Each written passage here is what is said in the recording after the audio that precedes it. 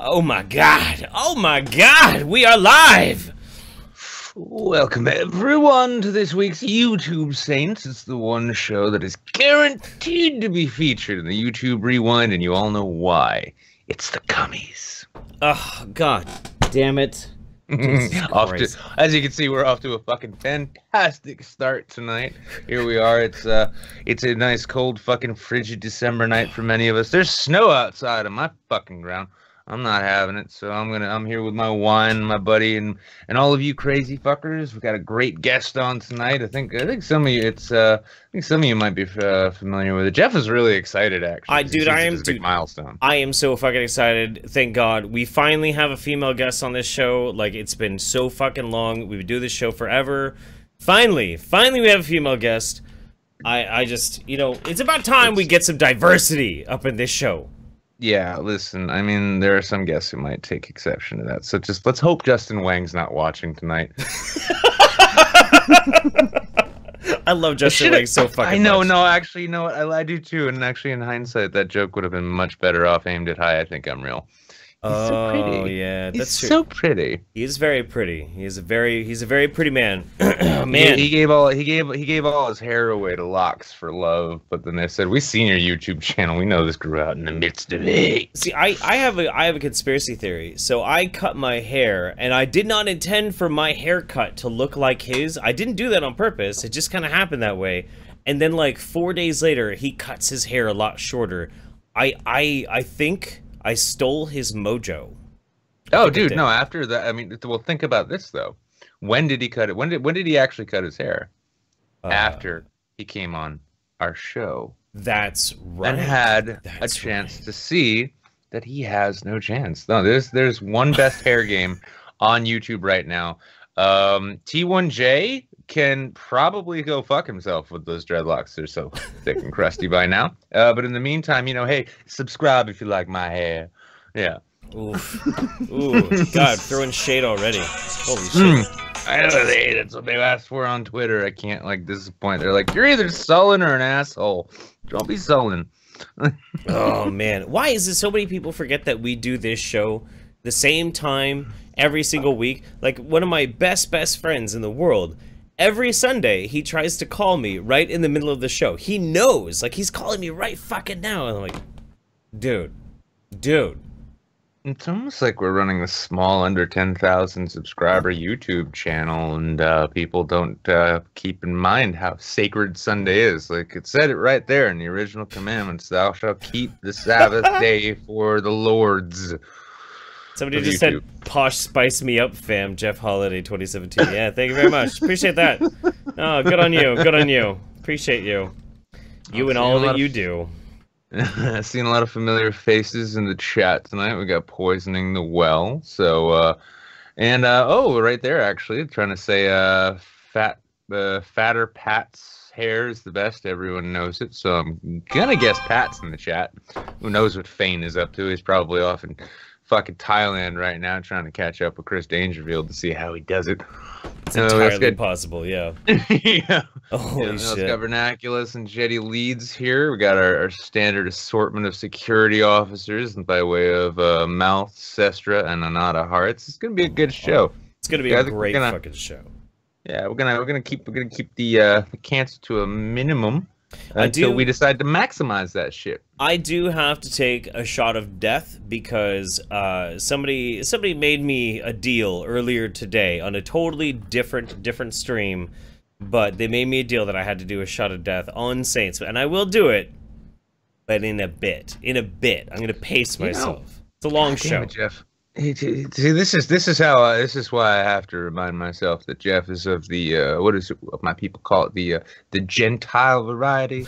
He does not understand clearly that after several weeks of auctioning off the health of his internal organs to you crazy fuckers, that announcing that he's not going to need money to do it tonight is not necessarily a good idea. Well, oh no, there was money involved. There was definitely money involved. But it's, maybe you got a little more. Maybe a little closer to the tribe than I thought. Maybe.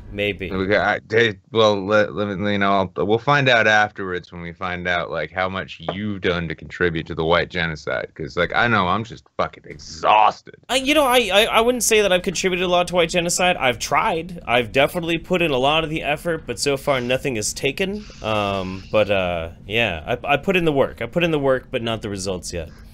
I'll say this much, when it comes to that topic now, some of you guys might have noticed today, Sargon had himself a little stream with, I can't remember his name, who gives a fuck. Anyway, fuck. Streaming with Homeboy today there, though. It came out, apparently, that the Jews got a big, massive plot to help advance the white genocide by encouraging interbreeding and outbreeding of white groups. Now, I will tell you this much, and I told Jeff earlier this. Now, I had to shut my goddamn OkCupid account down today, because if there is one excuse I've seen for white genocide, it's New Hampshire online dating.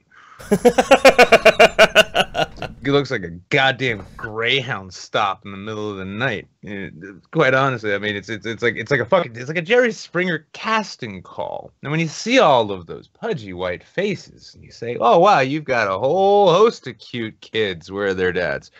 Then you say to yourself, maybe this whole white genocide thing is not to it. No. Anyway, Jeffrey here has announced that he's now part Hebe. Well, he'll be contributing as we go forward. Little Hebe, little Hebe, little Hebe. Little tiny. Just the tip that wasn't cut off. I'm a Hebe enthusiast. You got a little Jew in you? Would you like some? Wait a second, that's insulting to my manhood. Aww. No. All right, first on to the news. We have, starting on a sad note tonight, unfortunately, but we didn't cover this in midweek. So we are going to talk about the tragic suicide of August Ames after her, I mean, I guess you could call it a gaffe, whether it should have been a gaffe or not a gaffe. I took a look at what, I saw what she was saying. You only call it, it's funny, like these days we call things gaffes when they're like politically inexpedient, let's say. Right. Like if her as a professional porn actress, let's get into the story. We'll discuss it after. Okay, so August Ames left a suicide note apologizing to her parents but made no mention of the abuse she received online. She was found dead in California on Tuesday morning after a tweet she posted sparked a homophobic row. There's dearly departed Mercedes Grabowski. There's a lot of lewd images in this one that you sent me here, Nick. Yeah, that's why I picked it. Yeah. They're all technically safe for work. Yeah. Depends on where you work. Right. These are spicy. Anyway, so basically what ended up happening is that I want to find the tweet that she sent. That's a lot of lewds. Thanks. All right, good on that.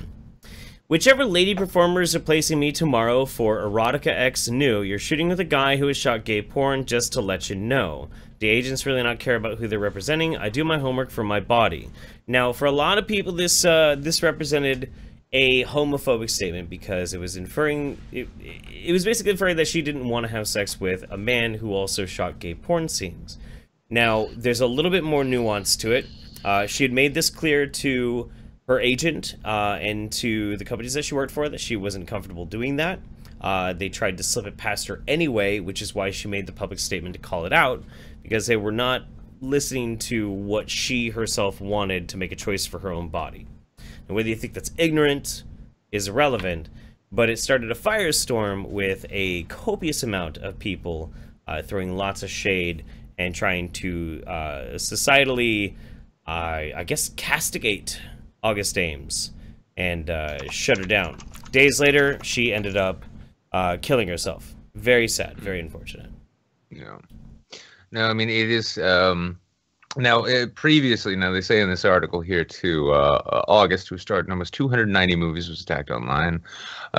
She had earlier used social media to warn fellow female porn stars about working with men who've been in gay adult movies. Then further on down, though, she had apparently previously taken part in, here we go, a number of podcasts, and actually just, it was the Holly Randall Unfiltered podcast back in September, where she discussed mental health, drug abuse, and she revealed she had suffered, quote, a lot of sexual molestation when she was growing up, but no one believed her when she raised alarm. Now, what it sounds like here, I mean, and I'm going to avoid making jokes because this is not a funny thing, but and it does sound, and I mean it's almost cliche, but we have here as an adult film star, the entertainment industry in general, as well as the adult entertainment industry, does have a tendency to attract certain types of personalities. With this one, it does sound as though she, this is a woman who's like struggling with a lot of shit.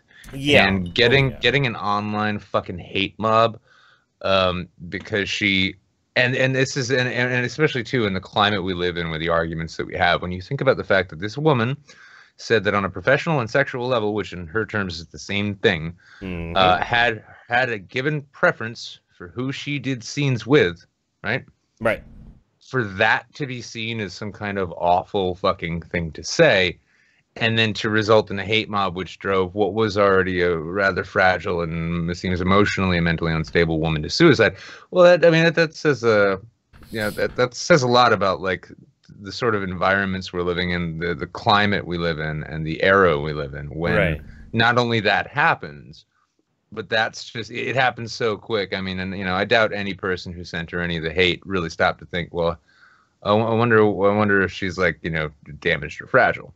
Right, right. And there's been a few different people who were the worst bad actors of the bunch and have refused to have any kind of empathy or sympathy after she took her life.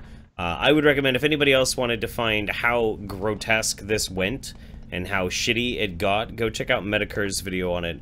It was very concise in detailing some of the hypocrisy of how people have chosen to deal with this issue. For me, what it really comes down to is I'm not really mad at people brigading against her because you can't really control a mob mentality. I'm mostly just sad that a person chose to end their life. That's pretty much all it comes down to for me. It's really unfortunate, and we should still respect people's bodily autonomy. Regardless if you're Riley Dennis or not, people actually can choose who they want to fuck. And this is why I had to preface that with saying, like, I can't make a joke about this, but you know, you see, like, there's just a fucking pantheon. I'm waiting for you there. Yep. Oh yeah. But that's pretty much like the extent of the story. There's not really much else that we can get into, to be honest. Yeah, I mean, if nothing else, what we did discover here is that we here at the YouTube Saints, at least in the first half of the show, do actually maintain some sense of decorum and self-control. We do try to. We do try to. From time to time. But now let's get into our shilling money grubbing ways with Blank. Says, this is finals week for me. Press F to pay respects. Glad I finally cut the live show with you Cummy Masters. Hey, pinkies up to you, sir. Pinkies up for your finals. Spectacular Wanderer, how did the sushi turn out, Nick? Oh, very good. Jetty Lead actually was there last night, and he knows he actually got to roll his first. Came out quite well. Nobody died. There was no food poisoning that I was at least aware of. Haven't gotten reports about the morning shits yet. But then again, you know, no news is good news. That's right. Yeah, actually, I kind of went a little overboard, and maybe spent a little more money than I intended to on more fish than I actually get a handle. So I got plenty to eat for the rest of the week, whether I like it or not.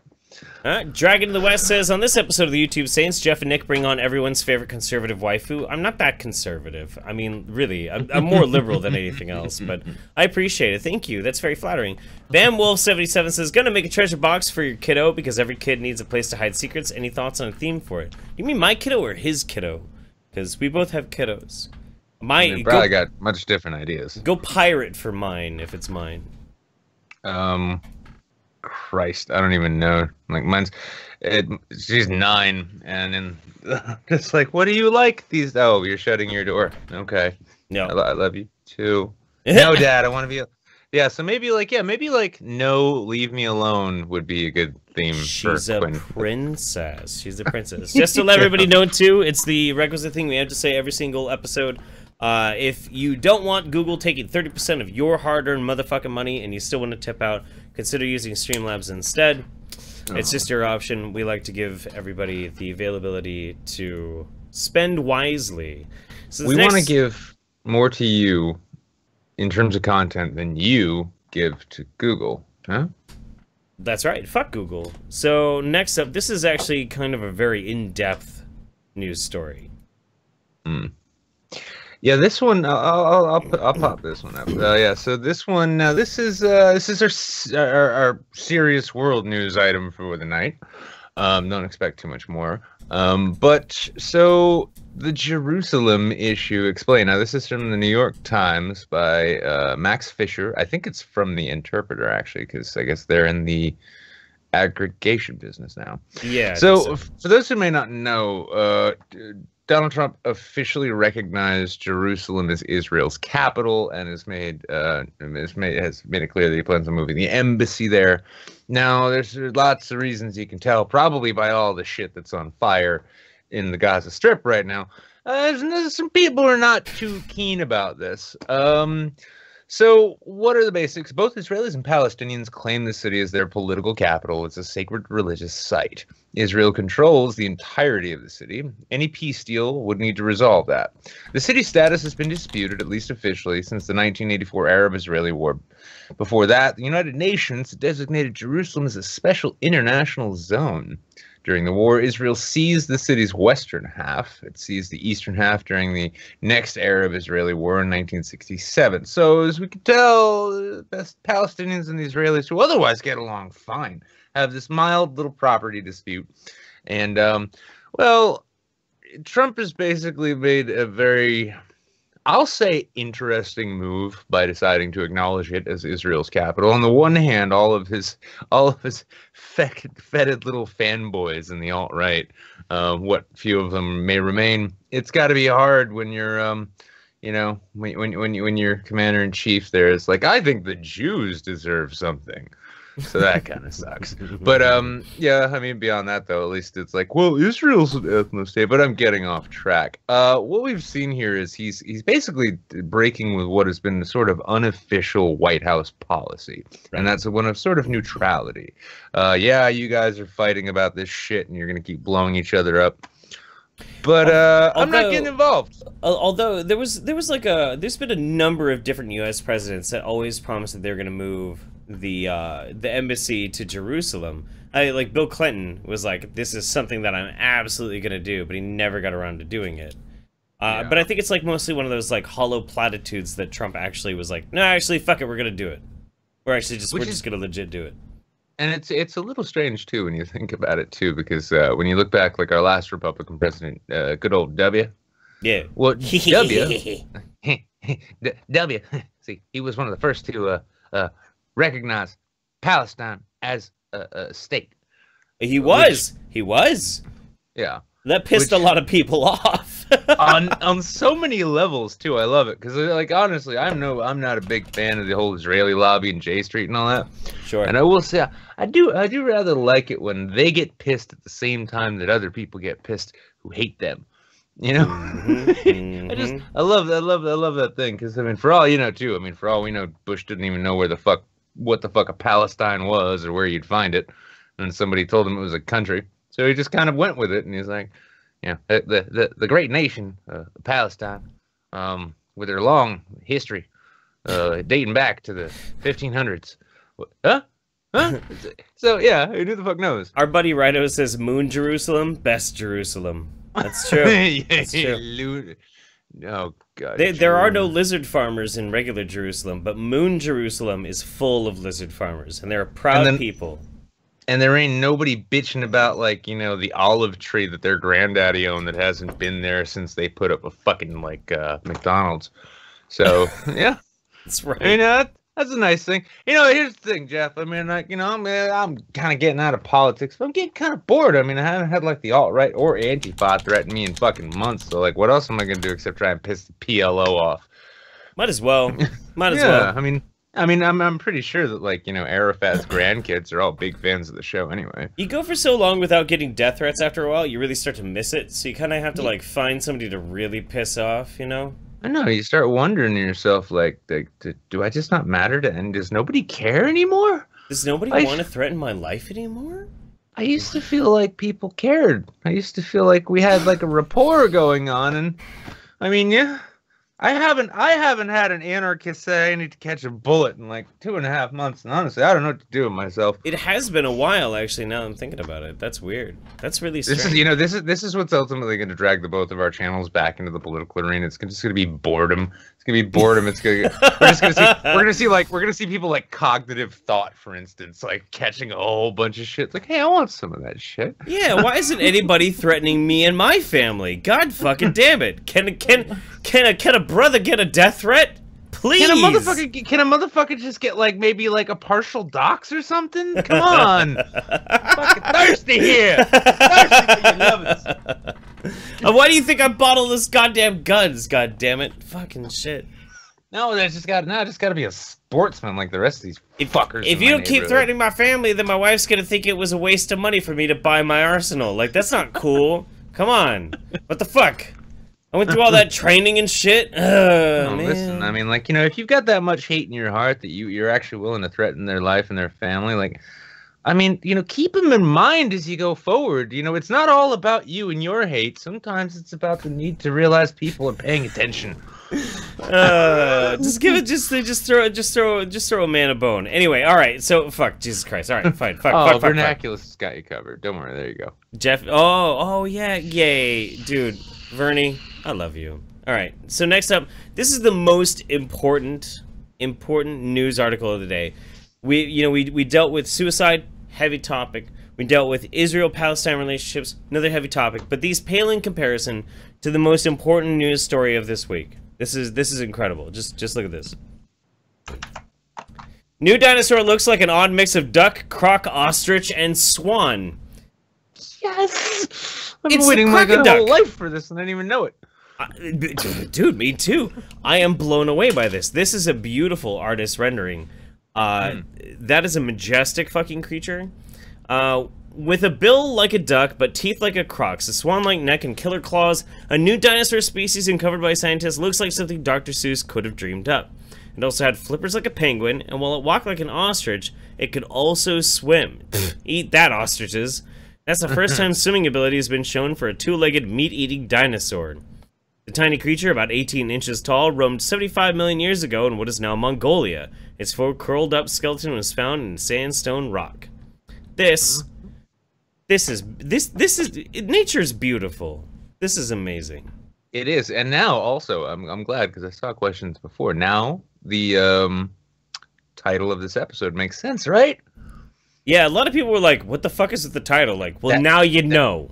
Yeah, well, and look at the legs on that thing too. That thing's got some fucking gams going on here, and it did a lot of roaming. You know that. Like, this is like some subliminal shit, dude. You don't even see where we're coming from. You think we're over here? Oh, this joke is from here. No. We're over here. You got to learn to trust. Here's the thing: you got to learn trust with shows like this because you got to understand, like, the format is more than just a single Word document that I update casually about 2 or 3 hours before the show. No, each week. No, it's much more than that. No, we're taking you on a journey here. Look, and if you see Crocoduck in the fucking title, you better believe your ass is going to be a Crocoduck there, or there won't be. Don't be afraid. Daddy's got you. Oh God, fucking kill me. Now we will watch the chat fill up with the word cummies, preferably in the forms of super chats. That'd be nice. That'd be nice. But yes, the Crocoduck. The Crocoduck is real. The Crocoduck is amazing. What was? Well, I mean, until Jurassic Park, like, can we like fuck velociraptors? It's about it. Listen, the Crocoduck right now, it's safe to say that it did exist once, but it's about as live now as Dusty Smith's career, meaning that it exists in dark corners of the internet, and that's it. Sergeant Buck says, in before some degenerate adopts Crocoduck as a fucking persona. Too late. Dibs. Dibs. Dibs. That's my fucking persona. Dude, I was talking with Tu earlier today, and I think he'll just be so happy to hear that, because now you can actually go to Anthrocon as the Crocoduck. That's right. That's right. Now I'm gonna have to get back into Second Life and make a weird fucked up avatar. Ooh, actually, this almost sounds Finnish, or maybe Icelandic. Housekeeping. Housekeeping? It does sound kind of Finnish, yeah. Okay, all right. Well, you could tell because the Dutch are like getting ready to take it at any moment. You know what? Let's break up this mansplaining show, and let's finally get a strong, powerful female voice on this show. Our first, I'm told. Yeah, our first ever female guest. Yeah, that's what we're gonna do. That's what we're gonna do. Truth be told, if it wasn't for the fact that we numbered these shows in the way we do, neither of us would have any idea we'd ever even done one before. Oh, dude, I know. Like that's not even really a joke. That's actually like kind of real, actually. Yeah. Ladies and gentlemen, welcome to the YouTube Saints. It's Roaming Millennial. Hey guys, thanks for having me. Yeah, glad to have you on. Absolutely. It's about time we had a woman on this show. Right, I'm here to bring some diversity. Of the ovary type. I'm just so glad we haven't had Patty Politics on, otherwise, because this joke would get a little awkward for Jeff. I know. Oh, I miss her on Twitter. Oh, sad. Dude, I love Patty so much. She's so great. That was a funny thing. We were talking earlier, and you said how you miss Sargon on Twitter, and now you miss Patty too. Yeah, there's like a culling going on. Well, there's a culling going on, but what it's going to end up creating is just this like this like loosely affiliated network of intelligent and highly productive people who can't get on Twitter anymore. So like, well, I guess I gotta create stuff. That's true. Oh, damn. That's true. Yeah, Jack's just gonna be like, how did I not see this coming? I didn't invent Twitter to be a tool. I invented it to destroy society. I have kind of noticed, like, since Sargon has been booted from Twitter, his shit posting in the Thinkery has increased by like ×5, and I'm enjoying it greatly. It's incredible. Right, because I think he felt like he has to find another outlet. And you know, frankly, as much as I liked him on Twitter, I do really like his videos on the Thinkery. So I mean, I kind of still appreciate that as well. I think we all still like collectively still win with Sargon in our lives. It's just taking a different form. It's less personal, unless you talk to him on Facebook, because he's a riot. He's absolutely a riot when he's there's rare moments where, like, when he has the most ridiculous fucking thing happen, he like DMs you randomly with like, holy fucking shit, look at this thing that I just did, and you're like, why is this not being retweeted like 500 times right now? Yeah. Oh man, I don't have Facebook. I made one for my account, but I gave up Facebook, my personal Facebook, when I was in like 8th grade, and I haven't had one since. So I tried making one for my channel, but everything was different, it had changed, and I got scared and stopped trying immediately and haven't been back on since. So maybe I need to give that another try so I can keep up with what Sargon's doing. Or alternately, that you already know what being liberated from like an otherwise banal social media platform that doesn't like you to begin with is like. That's true. But Sargon, I want to know what he's doing. I have withdrawals. You need to know what he's having for breakfast. Yes. He's not on Instagram. I don't know how to find this shit. I need constant social commentary from him. How dare he do other things? Doesn't he know that he belongs to us? Right. He's our collective property as a YouTuber. He's like everybody's communist hospital. He's like everybody's uncle. Have you ever gotten a chance to meet him in real life? No, but I'm hoping to at Kilroy because I didn't go to VidCon. He is the biggest fucking ridiculous teddy bear in the world. Mm-hmm. Like, he just exudes this, he exudes a teddy bear vibe. Like, he sits down and he's like, hey, how you doing? And as soon as you, like, sit down to talk to him, he, like, puts his arm over your shoulder, pulls you in, and, like, gives you the best conversation you've ever had in your life. Just the sweetest guy. Super cool. He's great. He's really great when you get him good and drunk, too. He's really good at sucking dick, too.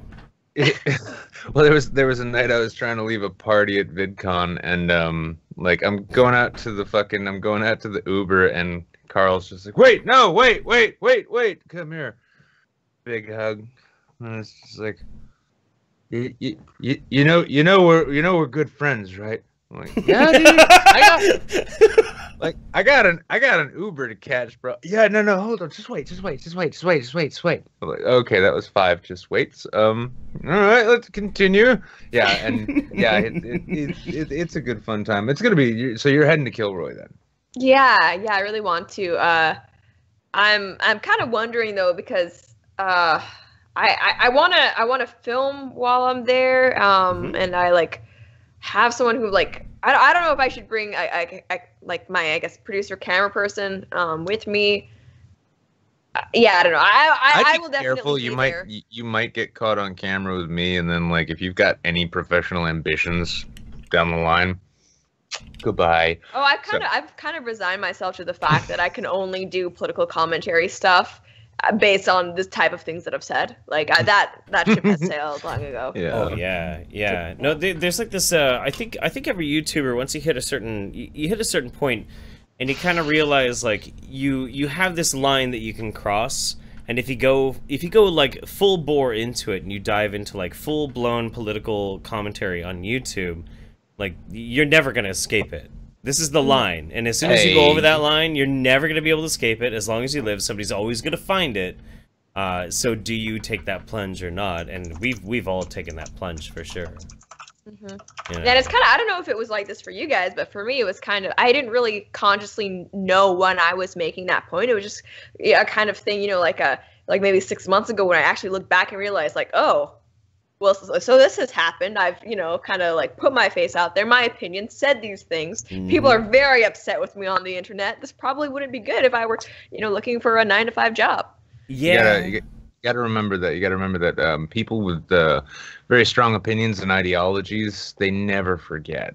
And they never forgive, right? Yeah. And now, so, you know, I've changed shit up, but I mean, I've got a tiny little channel. But I've changed shit up recently. But one thing I noticed too is like I actually found myself really comfortable making that, you know, colorful political commentary, let's say. Because I used to be in professional leftist politics. Like I spent like 10 years in that world.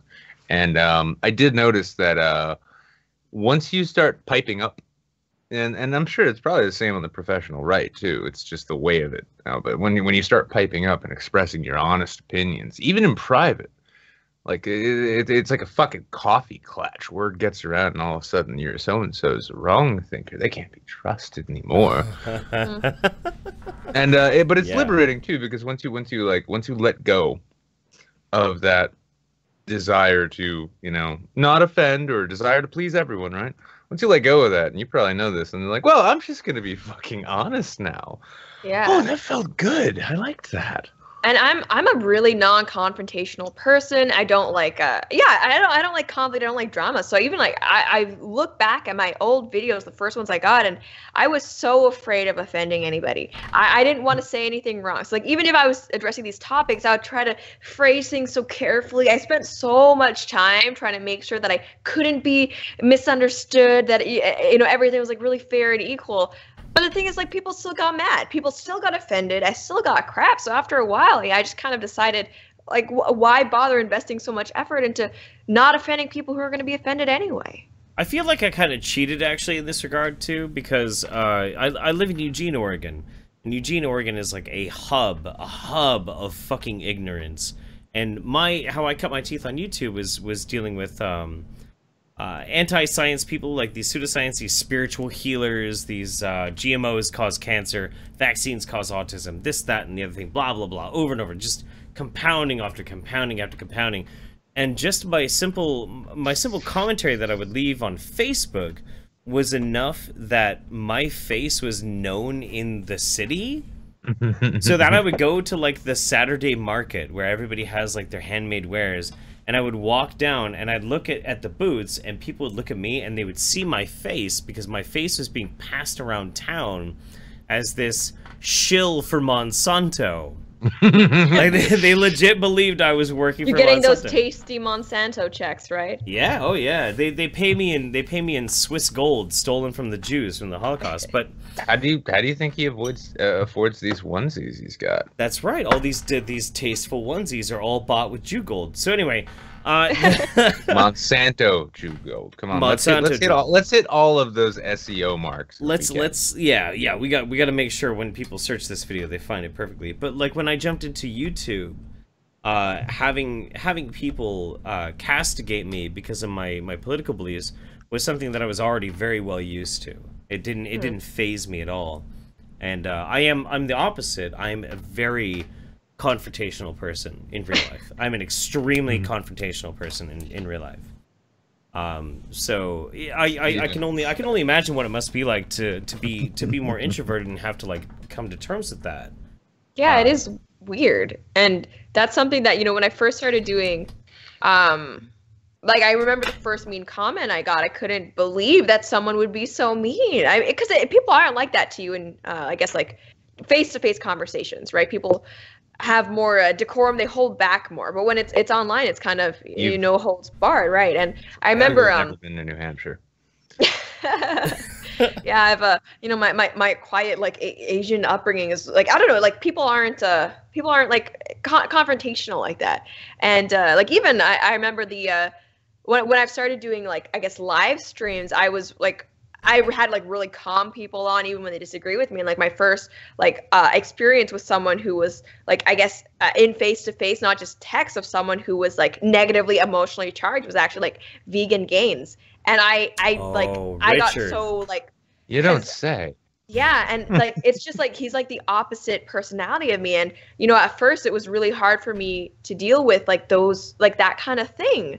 That much negativity. But like, I mean, since then, like, the whole rest of this year, I feel like I've gotten a lot better at it. And it doesn't faze me like I used to, but that was like definitely an adjustment that I had to make. Rich is a hard person to like get used to his type of interaction for sure. Like that's gotta be insane. It is kind of funny though. I mean, like, I'm curious because you describe yourself as like an introvert, right? Have you found that in doing this kind of work and engaging with people who disagree with you and going into arguments and all this shit, I mean, have you found it's actually kind of like loosened you up a bit to where like you're like not maybe not quite as introverted as you were? It's always been hard for me because I'm an introvert, but I have a lot of opinions. So I was like that person in class, like if there's gonna, you know, be a discussion, you know, about something, like I'd have all these things like I'd want to say, but I'd like, it's not that I'm, you know, shy or scared, but I just, you know, don't feel really comfortable inserting myself into a conversation that no one's like directly involved me in. So I just kind of like be like brimming like with all these things that I want to say, but I wouldn't like offer them. Now I find I'm much faster to, here's what I think, right? And that's what I tell like my friends, like, you guys are so lucky you get my opinions unsolicited all the time. Other people have to wait for them. But I mean, like socially, I guess I do still find it like, you know, as an introvert, I guess the social aspect does still drain me. And, you know, sometimes I do have to like, I'll get tired even from just like Twitter interactions, and I'll have to like sign off just because it's kind of like overwhelming. That is still very much a thing. And I like what you said just before, only because one of my like Meat World IRL friends is actually here in the chat right now. So when it comes to that, hey, be grateful that you get my opinions for free when there are other people who pay for them. And like Jetty, I'm looking at you. I don't ever want to hear you bitching to me about like what kind of shit I talk about at the bar ever again. Got it? Goddamn right. Goddamn right. By the way, if you guys are on, if anyone's on Twitter, go follow Jetty Lead. He's an autistic bassist. It's pretty good. It's a pretty good musician, actually. He's pretty badass. Yeah.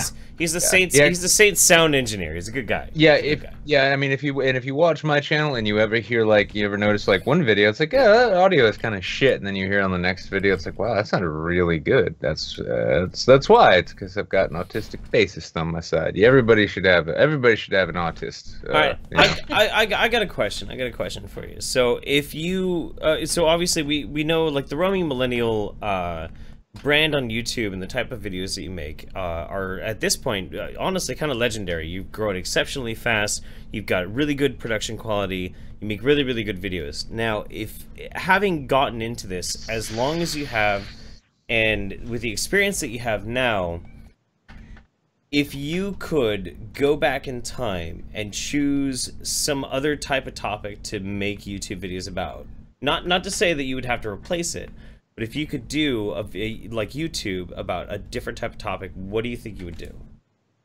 Either makeup or movies, like makeup or media. Yeah.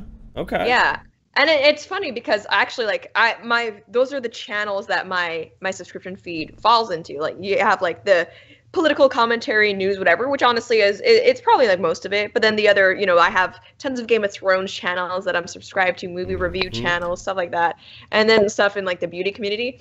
And it's funny because I really like makeup. I think it's a creative outlet, and it's fun, it's girly, it's good stuff. But and sometimes on my darker days, I'm like, man, I should have just done it. Like, I have like these alt-right people, Black Lives Matter. They're like all this drama. I should have just done something like you know, easy like makeup. But then it's funny, the makeup community is extremely catty, and they get into all this drama that makes our drama look like nothing. And then I realize like, oh, maybe it's just the internet. So I'm probably good because like they're at it like with their claws out, and that's just makeup. So bitch tried saying that a green base would work for a blue coat. Oh my god, I'm doxing this bitch now.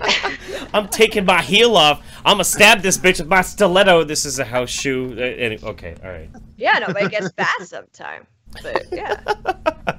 No, that's cool. Absolutely. I just find it fascinating. Hell hath no fury like an opinionated person on the internet who's been mildly irritated, mildly inconvenienced by someone else's opinion. I always just kind of find it funny though, because one of the things that I really like about doing YouTube is that I get to meet YouTubers. I get to kind of understand them a little bit more, get to know them behind like the things that they put out and the things that they produce. And I find that there's such a wide variety of people behind the things that they say and the things that they produce and the things that they put out there. And me, myself, like, I always feel a little pigeonholed at times, like what type of content I have to make. And, like, there's so much more and so much interesting things that I love about life that I don't get to talk about because my YouTube channel gets pointed in specific types of ways. So that's why I like that question so much. You know, because I think some people oftentimes forget that there is a very complex, nuanced individual behind the YouTube channel. You know, and I mean, I don't know if you guys feel like this, but like I've kind of struggled with you know, dealing in such a controversial subject, and like having my face attached to all these ideas that are considered controversial. I don't think I'm a controversial person, but you know, like a lot of the times I kind of like, if I meet someone new and they ask me what I do, oh, I have YouTube. Like, oh, let me look up your channel. Yeah, if you don't know that person, like it's a weird thing. Like, and if you want to get to know them better, to just have these like all these views that they might not agree with, and actually like so Jin Wigmore is one of my favorite artists. Okay. I love her music. She's number one for me. She's a New Zealand singer. Okay. And I shouted out her YouTube page because I noticed that it was really undersubbed. She only has like 50,000 subscribers or anything, which she's amazing. She deserves, like, in my opinion, millions. So the poor thing. Yeah, I shouted her channel out on YouTube. I didn't tag her or anything. I just like linked her channel and mentioned, hey, there's this artist that I like. And I guess someone else must have tagged her that I tagged her or whatever. Actually ended up following me on Twitter. And I just thought, like, oh no, I want her to like me. But you know, I'm feisty on Twitter. Like, what do I do? And it was, and a part of it, like, I haven't gone to check to see if she's unfollowed me yet, but I'm sure she must. Like, I don't know. Like, now it's so much in the back of my mind. I got that same thing actually with John Cusack. When I got out of the political world and shit, I ended up doing like progressive, like liberal lefty journalism for a short while. Yeah. But then, you know, but then started being like, well, hey, listen, it's like, let's also discuss other things and perspectives. And it was funny because when I was doing that shit, like Cusack was like all about like, oh, this guy's like fucking internet privacy and like he's all like down with anonymous and all this shit. And then I noticed at one time it was like, oh, all of a sudden you don't like me no more. I'm like, oh, is that because I've been like hanging out with like MRAs and shit posters now? And then like, yeah, about a year or two later, it's like John Cusack's got Rihanna Wu's block list. Oh, yeah. Thank God. How will I ever live? I mean, like, honestly, like if I can't discuss you know, the film, what was it, 13th Floor? If I can't discuss that film every day with the primary actor, I don't know what I'll do. I mean, honestly, like, how am I supposed to think about Con Air and not feel dejected by the internet now? Okay, so let's catch up a little bit. Let's see if anybody has any questions for Roaming Millennial in our super chats or our Streamlabs, and then we got a little bit. I got some other questions, some big questions, because you and I share some very similar, hobbies. Yeah. So over here we've got Evelyn Lund Goldstein. Luna Jerusalem is the Jewtopia we all need. That's very true. That's very true. Oh, I was trying to figure out the name for that. Luna Jerusalem. Luna Jerusalem. Yep. That is the moon version of Jerusalem. that's the Jewtopian ideal right there. We have this. There's a whole fucking backstory. We get really drunk on this show from time to time, and then we apparently create memes that we have to be reminded of the next day. we got a very active Discord. Like the humble lizard farmers, the moon Jews on the moon, you know, that sort of thing. Anyway, Dragon of the West says, after this news, Kirk Cameron is not a creationist. Okay. Crab90, YouTube Saints, did you just misgender Blair White? I don't think so. Liberty Prime, when will the Young Turks claim the coveted award of oversubbed of the week? Also, communism suck and much love to Roaming. How was the pizza? Okay. We should deal with the pizza issue. I owe you a pizza. I do. I owe you a pizza. What's your favorite? What's your favorite pizza chain? Okay, so my favorite pizza chain is actually probably Papa John's, because I really like the little sauces they give you, and I like the fact that they have the garlic pepperoncinis. It's not even political. Oh, you like pepperoncinis? Yes. No, but it's bad because I like how they give you one, but then with me it's like I eat one per slice. Like every bite must have some of that. Are you serious? Oh my God, we're gonna have. You are on my level with pizza right now. We both like white supremacist Papa John's pizza. Right, the official pizza of the alt-right. That's right. That's right. And big on pepperoncinis and that garlic sauce. That is just absolutely Papa John's totally not healthy for you. But Papa John's is the Geo Metro of pizza. You know okay, what? so wait, what is the superior pizza chain? Like, and I guess we're talking chains, right? Because I mean, you know, mom and pop, whatever. It's hard to talk about because That'll always, yeah, no, like the privately owned joints will almost always be better if they last. That's fair. Well, I mean, I don't know if you guys out in the West there have heard of Papa Gino's. No. No? Oh, that's because we keep it to ourselves because we know how pizza's supposed to taste. And it's not supposed to be like soggy cardboard with pepperoni on it. Sorry. I mean, but we can all agree that Domino's is the worst, right? I mean, It's like Domino's or Pizza Hut kind of like go back and forth for me. I think Pizza Hut is vastly superior to Domino's. Yes, thank you. It is. See, look, common ground between the racist hard right Nazi and the Jew liberal. See, we found this. I'm working on cliches here, hon. I'm sorry. No, yeah, Pizza Hut is vastly superior to Domino's. In fact, like, I mean, Domino's is like maybe superior to that, like that one gas station you roll through. Pizza Hut's marinara sauce is awful. Pizza Hut's marinara sauce, like the red sauce on Pizza Hut is crap. It's awful, but they do have a superior crust. So I'll give you that. Hang on. That's your defense for your position. Well, I'm not a fan of either. I'm not a fan of either. Like saying I like Papa John's, man. Domino's. Fucking, oh my god, I can't stand the hot dogs. My allegiance is all about Papa John's, man. Oh. Sorry. Hang on. Sorry. Calm down, everybody. Calm down.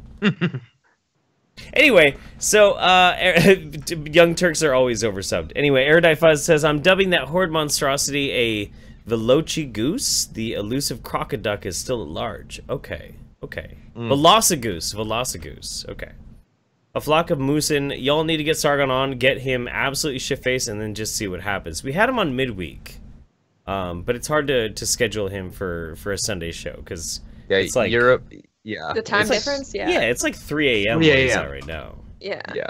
Yeah, they go live at 3 a.m. He's got a little kid, and his kid is adorable. Oh my god. Yeah, you know it's pretty bad when you approach Chris Dangerfield, and he's like, oh, I don't know, it's a little late, like... Weren't you like a drug addict for fucking 30 years? Romy, you have to get on Facebook just so you can see Sargon's kid. It's fucking disgusting. Yeah, I've never seen his kid. Oh my god, so cute, so cute. Rad Ice Noggle, extremists of all ilks need to pigeonhole creators in order to protect their fragile egos. Fuck their fragile egos, and Vida RZ say hi, boys. Oh, hello. Nathan Popham, can you talk about your experiences at BYU? I grew up in Provo, and I want to know what it's like for a non-Mormon like myself to go there. Who went to BYU? I did, but I'm not Mormon. I always feel like I have to preface that with like, oh, I went to BYU. Not Mormon, because otherwise people will absolutely think you're Mormon. I think it's like 90-some% Mormon, so it's a fair assumption. Really? Interesting. Yeah, but I got a scholarship to go there, and I always wanted to go to state university in the States. I had never actually lived in the States before university. It was my first time, and I started out in USC, but it was outrageously expensive, and I was originally studying screenwriting. Really? So I was in the film school, but then I wanted to switch over to political science and, study Arabic, and I was interested in the Middle East and stuff, and BYU actually has like the second best, one of the top Arabic and language programs in the country. So yeah, I mean, it's a good school academically. I'm actually like, I'm really happy with it academically, and especially like I never felt politically pushed one way or another there, which I think, in a political science course is really important, because it'd be very easy to just be pigeonholed or plowed over by I guess regressive professors. But yeah, sure. That from that perspective it was good, but I guess socially it was awful. Awful. And I guess I have friends who are Mormon. I still love them, still really close with them. But I guess on the whole, because I grew up like my dad is like kind of like Easter, Christmas Catholic, and then when I was like 15 and stuff, I started like toying with like Protestantism, and then I ended up getting baptized into like Protestantism, and I always heard kind of like second and third hand of like all these like crazy Christian cults that were super judgmental and awful and stuff, like, and that had never been my experience. Because like I hadn't really lived much in the States, or I hadn't lived in the States at all really, and so like my only experience with like Christians, they're just like small groups overseas. It's like Christianity is really not big in Hong Kong, and then like BYU was kind of like the first time I actually, and I mean Mormons, they're polytheists, so they're not really Christians, but that was like the first time I actually dealt with the what everyone says. Did you find them pushy at all when you were at BYU? Yes. Yes, really? So pushy, and it was like it was weird because I didn't date at all when I was in high school, and so like I went out with like my first time on a date was at BYU, and guys would ask me out, but like when they would find out that I'm not Mormon, they would kind of assume that you're easy, because like any girl who's not Mormon must be a whore, so they would try things because they knew that I wasn't Mormon, but they can't marry you because then you can't have like your own planet together. But so yeah, it wasn't.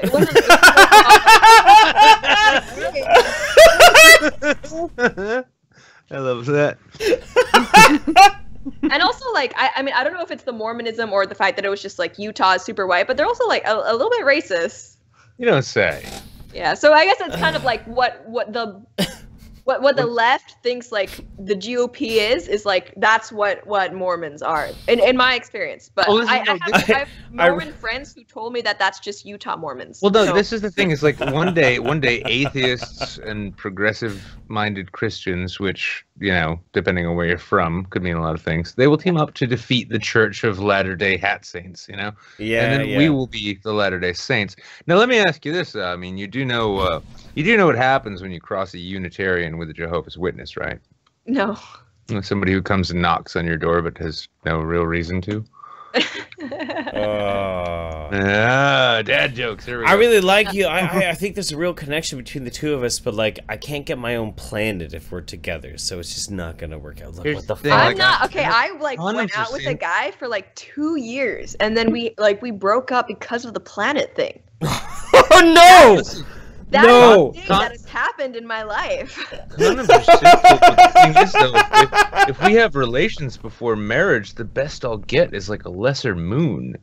Yeah, no, there's like levels. How do you? I mean, and I'm, and I say this like, and I believe you're a believing person, person of faith. Mm-hmm.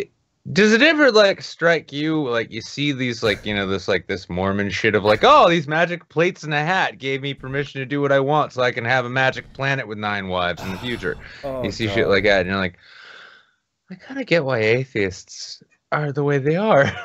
Yeah, especially like, I mean, I don't like it's kind of strange when I talk about like Christianity, because I kind of come from it from like a very philosophical perspective, because I actually became more of like a deist and then eventually theist when I started reading Plato and Aristotle. So I guess like theory of forms, theory of unmoved movers, kind of when I was like, maybe from like a philosophical level this makes sense. And I'm someone who I've actually like studied like church history. So when the Bible says stuff about like how scripture is like God breathed, like we have to realize, okay, but the Catholic Church has made calls about what is and what is not included in our version of the Bible. So, us saying that someone like St. Peter should have the same infallibility of someone like, Christ, because some people decided that his book, I don't know. So like, I guess I'm someone who a lot of evangelicals wouldn't have a fun time with, but that's just because I try to look at things in a pragmatic way. And, I see religion as man's way of trying to understand God, trying to understand creation, life in general.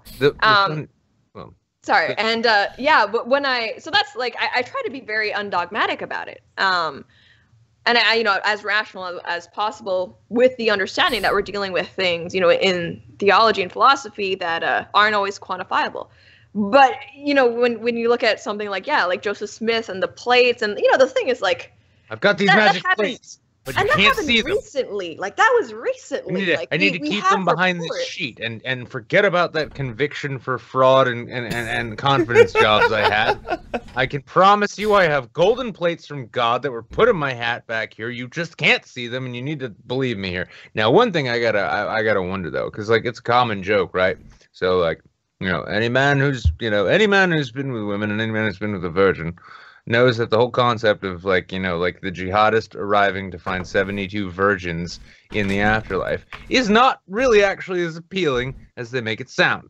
Now I have to wonder, are Mormons headed for the same fate? Like, what if it's one of these things where we just create our own afterlife? It's like whatever you accept and believe, that's what you actually get, and then the Mormons get there and they just have to be stuck on a planet with no one except like their 12 wives. It's like, God. That's the worst though. But like they get to be a whole god, Oh, is that but what they do? Yeah, so they get to be God on a planet. So it's yeah, kind of like that's kind of why they're polytheists. it's kind of like when it's like when you get to that certain level of your like massive multiplayer online game, and they give you your own server. It's that kind of thing.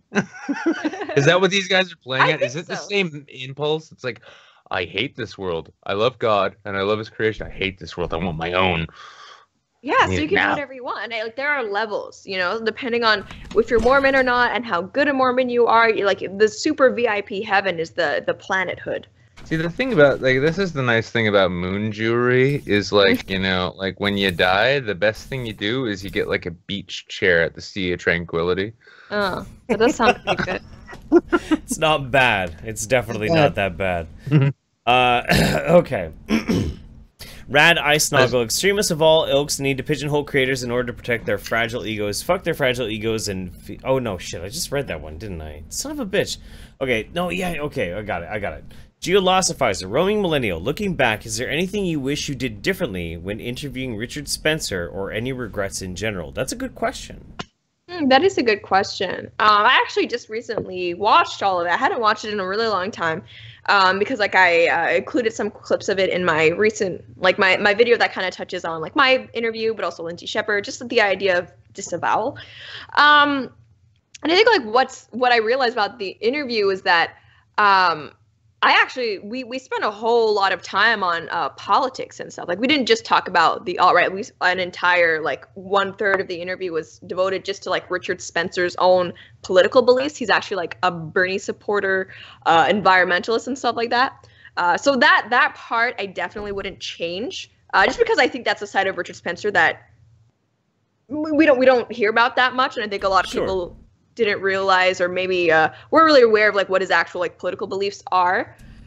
And then the first part was like kind of just like very general, like what is the alt-right and stuff like that. And I think a lot of like when I kind of like push the people who are giving me criticisms about it, a lot of them are like they say that I didn't challenge him, but looking back, I think there are questions that I asked that were kind of pointing out inconsistencies where I saw them, like the idea of like, okay, you want an ethno state, but you say you're going to pay people. How likely is that? Like, is that going to happen? Like, what about the next people? What would you do? So I did try to ask them, and I think a lot of that is that a lot of people don't take his answers that he gave me at his word. And they wanted me to push that, like, oh, are you sure you wouldn't? And yeah, I don't know, because it's hard. The other people that I've had on my channel are people that I've actually supported, and so you kind of establish one style of interview. So I don't know what's more fair, to give someone a stricter, tougher, more critical interview because you don't agree with them, sort of thing, or to change your interview entirely, or to just keep consistent and give the same interview. On a personal level, when I really started looking into tackling Richard Spencer's ideas, the very first thing that I went to understand who Richard Spencer was your interview with him. And if I didn't have your interview with him, where he was given very poignant questions to like answer what his ideas were, without that, it would have been a lot harder to actually understand. So I do think that there is a collective good that comes from doing those types of interviews. I legitimately do. I think what you came across there too. I mean, and you said like, I mean, how long you been at this now? Now it's been a year and a half. When I did the interview, it was less than a year, and I hadn't. Yeah. Been, no. I mean, I bring this up because, like, for instance, like you're clearly a fan of Sargon's. When he started out, I remember actually like having conversations with him when he'd get, he'd have a debate, right? And in his mind, he'd walk in, it's conversation, and the other one's debate, and he'd look like an ass at the end of it. And there was a lot of times in which like he was, you know, he had to be sort of like, you know, he had to like understand like, okay, if I'm going in opposition to someone, there's a different way to do it. You know, and he got a lot of that same shit though. I'll say that much. Like a lot of people came at him saying like, oh, you should have been harder. You should have been like coming at them in this and that way. And it's like, go fuck yourself. It's not your channel. None of those people actually have to like sit across from the person or like be staring at the person while they're talking to them. You know, the people who have those kind of condemnations. It does take a special kind of person to be a cold-hearted cunt, doesn't it? It really fucking does. It really legitimately does. Hi. You know. Spectacular Wander. Oh, please go ahead, please. Sorry, please, and like, please. I mean, also for me, like the thing is, I don't know if Richard Spencer is lying, if those are his views really or not. You know, so I think at best I could say what the interview is a representation of how Richard Spencer wants to represent himself. You know, I can't say definitively if, you know, he's lying or not of whether he thinks an ethno-state can be. Actually, he kind of in it. He said he didn't think it was really feasible, and that they should just focus on like, you know, more realistic goals like immigration now. Yeah, in Dick's appearances, one thing that's funny is that I've discovered that like a lot of people are like, oh, so and so should have destroyed him, right? It's like, I have, at least from my perspective, discovered that a person like Richard Spencer, the best thing you can do if you want him to look like an idiot is just talk, because just let him talk. Just let him talk. I've listened. I remember catching it was actually about a year ago. So yeah, it's just about a year ago now.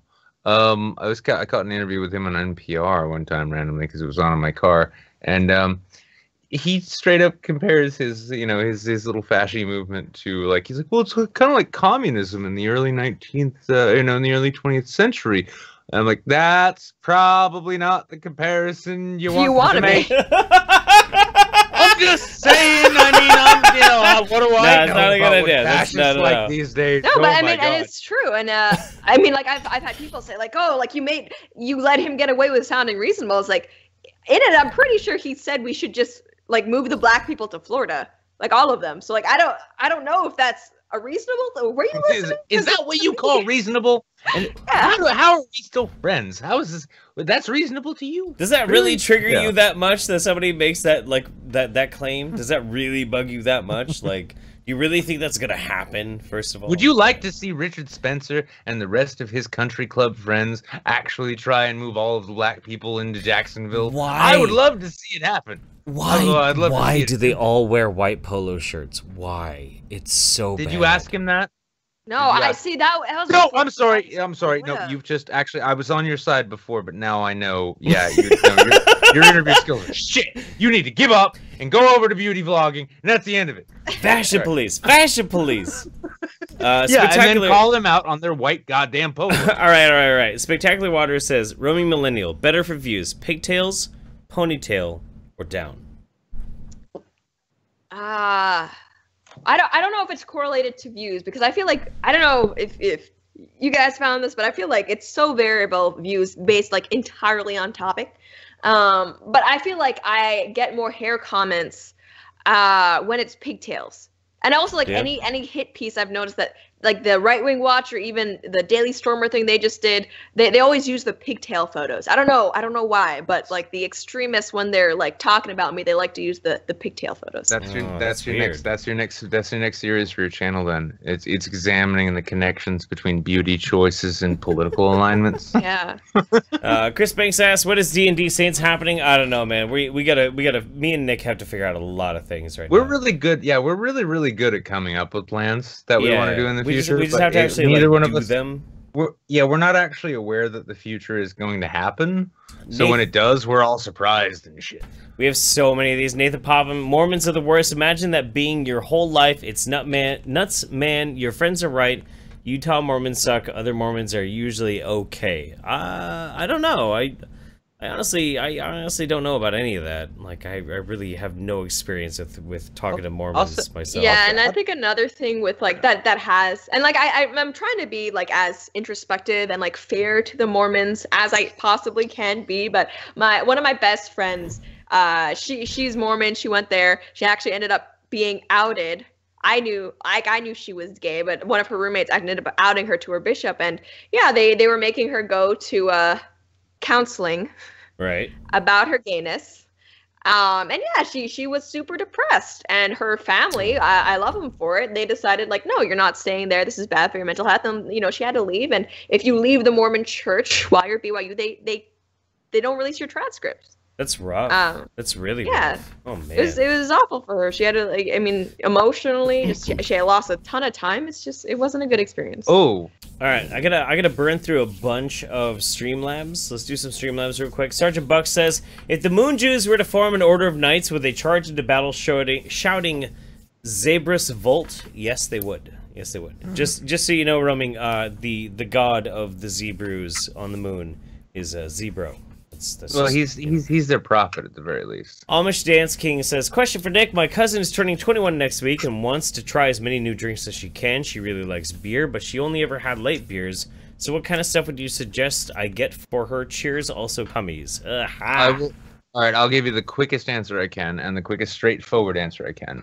If she wants to try beer, yeah, now do not let her drink liquor while she's trying her beer. The beer will do enough. Yeah, don't give it no liquor. No liquor. Start with something light, right? Like a pale ale, or actually a Hefeweizen, like a wheat beer. Start with something light, Hefeweizen, lager, pilsner.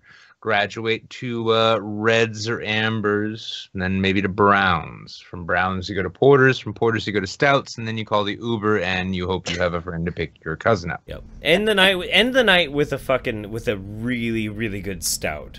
End the night with a good stout, because stout's like dessert. If you can find one that's barrel aged, get a barrel aged stout to round the night out at the end. Make sure that she stays sober and awake for that. And then if your cousin tries that and doesn't like it, then cousin don't like beer. Dinky Wink says, somebody ring the Dingster, and that reminds us, go everybody check out Dingster Daily, the best channel on YouTube. Thank you very much. I feel really bad. I haven't been retweeting them like I used to. I know. H Grip says, Jeff, what arsenal do you have? My arsenal is large to the point I hit the character limit. I have a lot of guns.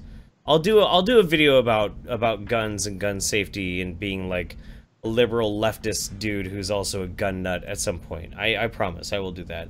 Rimshi, Roaming Millennial, are you ready for the German invasion? I wasn't aware of one. I think so though. Neither was I. They got a new pop band coming out. It's gonna be great. Tokyo Hotel, is that still a thing? Yes, Tokyo Hotel is still a thing. Yeah. Oh, okay. Yeah, that's a thing. If they're anything like those Germans, I think we can take them. It's gonna end up being a fucking Rammstein reboot. Rosa rocks. Swanosaurus Rex is now the atheist mascot. Patent it before the creationists. We'll work on that. Shame Machine says, let me get this straight. In Hollywood, you have the choice to abort because your body your choice. To abort? Abort. Oh, to abort because your body your choice. However, you have no choice. Who can enter you seems legit. Hashtag empathy for August. Yeah, it's true, man. That's very sad. Damn. That's a fucking dark way to put it, but well done. Yeah, well done. Leslie Maxwell says, all right, my loves. Hey, Roaming, do you consider yourself woke or well slept? I don't know. I'm definitely not well slept, nor am I don't consider myself woke. You're an insomniac. It's an old joke that we've been passing around, like when people say hashtag woke. Like, yeah, well, you could be hashtag woke, but, you know, we're hashtag well slept. So you might be awake, but we actually, like, napped on it for a while. We really got a chance to really think on it. We're well slept. Guardian says, Del Taco is the only thing of any value in Springfield. I don't want to talk about Del Taco, and I don't want to talk about Springfield. But Guardian, we're going to have to, like, I'm just sit down and talk about this at some point. Ooh. Duke says, hey, guys, there's some cash I would like, some well-wishing, as my PC is going for some repairs this week. But if worse comes to worse, I can always e-beg my way to getting a new PC. Hey, at least I'm not using the money to buy drugs, so that's one virtue. Well, I'll e-beg money for drugs. That's fine. I'll give it up. I'll pick up for the his slack. PC. Come on, give it up for his PC. Come on. Dr. Skoon says, so female to male and male to female have sex, but the female to male identify below as female, and the male to female identifies. God damn it, Squiggums, what are you doing to me? And they're actually. No, I'm not reading this fucking comment. What the fuck did you just do to me? Squiggums? You know what? You know what, Squiggums? After the show's over, I'm gonna hop into Discord, and I'm gonna have to talk to your mom again. I'm gonna talk to your mom, and I'm gonna tell your mom that she's not allowed to let you leave me weird-ass comments anymore, okay? That's what's gonna happen. How much money was that, though? $1. Because I might want him to... Oh, yeah, never mind. It was $1! Yeah, Squigums! No. Squigums! Fucking... If you want to perturb Jeff, it's more expensive than that, trust me. It's at least $10 to piss me off that much. Alright, Why are you...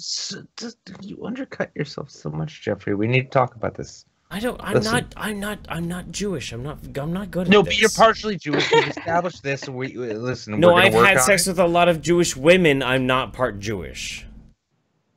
It doesn't. Actually, it's not like osmosis. I can't like absorb Jewness from all the Jews I've had sex with. I never. Doesn't work that way. Hebrew school. Not for lack of trying. No, I never finished Hebrew school, but I have a feeling that you're not entirely correct about that. I think like once you've had enough Jewish women in the tribes, just like, yeah, you have to be one of us. Why isn't every Jewish girl that I've had sex with claim that she was a Jewish princess?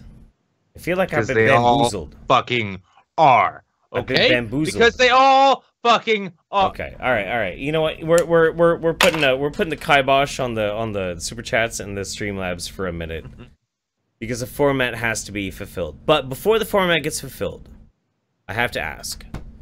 Because this is my main thing. Like, when we interact on Twitter, Roaming, the main thing that you and I end up talking about is horror movies. Yes. Okay. Past 10 years. Give me your top 3 off the top of your... They don't have to be your of all time, but your top 3 over the past decade. Your top 3 horror movies.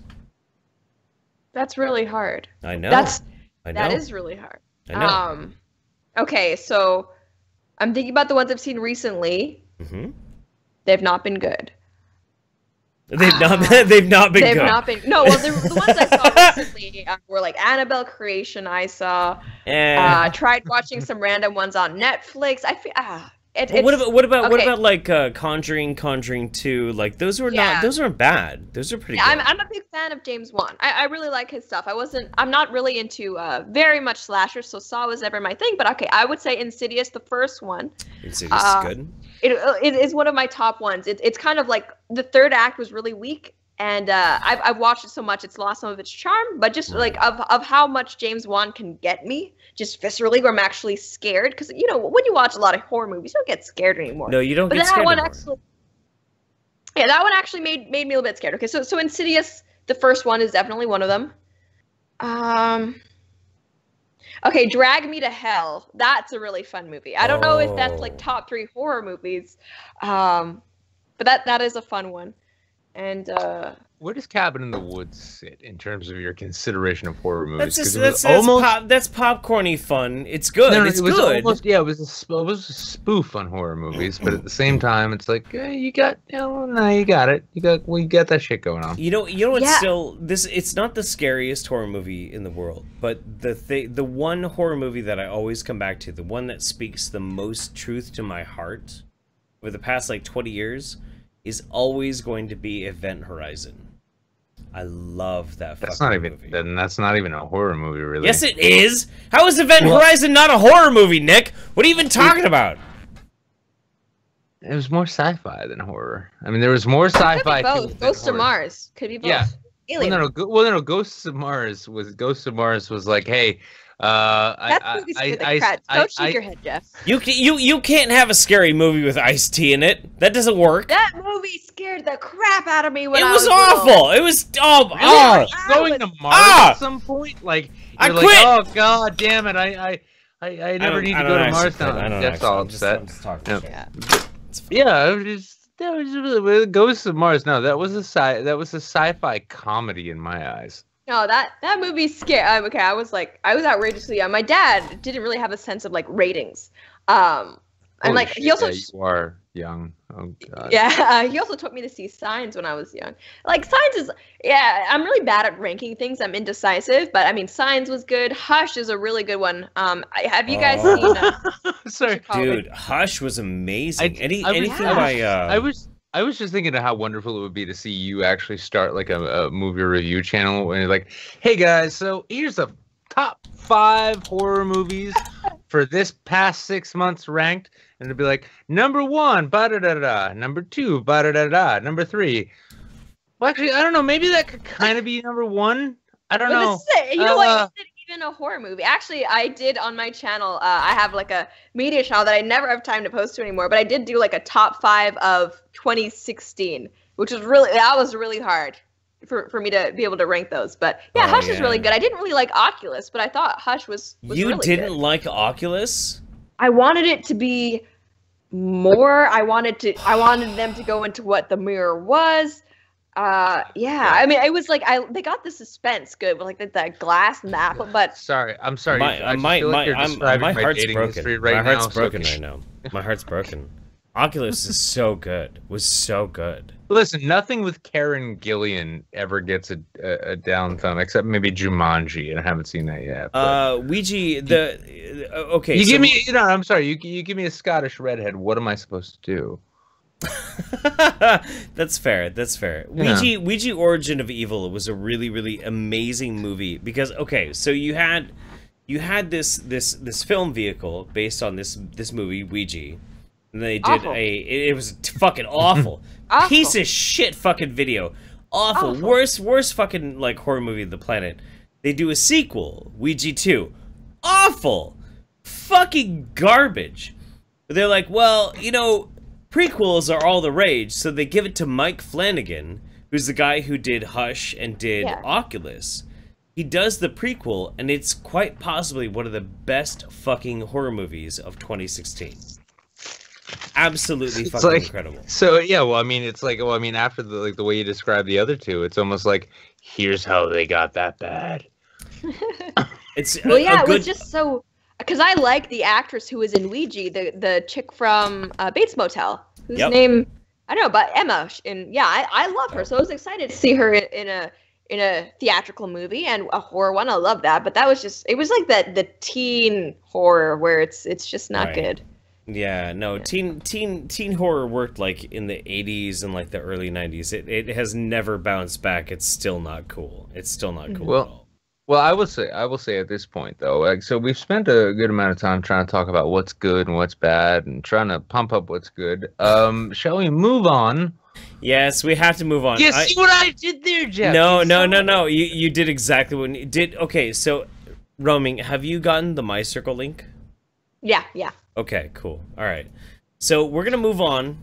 We're gonna go because the format has to be sustained. We have to appease the format. The format is the god by which we all bow our will to. Live and breathe and stream and post. That's right. So we're gonna move on to our undersubbed of the week. And so you were the one who suggested this undersubbed of the week to us. The name is PSA Stitch. PSA Stitch. Yes. Yeah. So why do you like PSA Stitch so much? So his videos, and by the way, like I follow him on Twitter. I think we've had like a handful of Twitter interactions, but we don't know each other, so it's kind of, I feel weird like talking about him behind his back. I don't know, like if you're watching this, promoting him. So yeah, he's just quintessential like early 2000s YouTube. To me, how he edits his videos. Okay, if you guys haven't seen him, watch him. You will know what I mean. But as someone who's really challenged with editing, I appreciate how much work he must put into his videos. And they're funny, they're catchy, and they're actually like they're not just funny and catchy. They're actually, he offers some really insightful commentary too. He's done some great videos about gender dysphoria. I think he's done at least 2 of those. So yeah, I just really like his style and what he has to say, and I think he deserves more subs. Absolutely. He does seem to have a good sense of humor too. Yeah, absolutely. This is incredibly well done what he does right here. Yeah.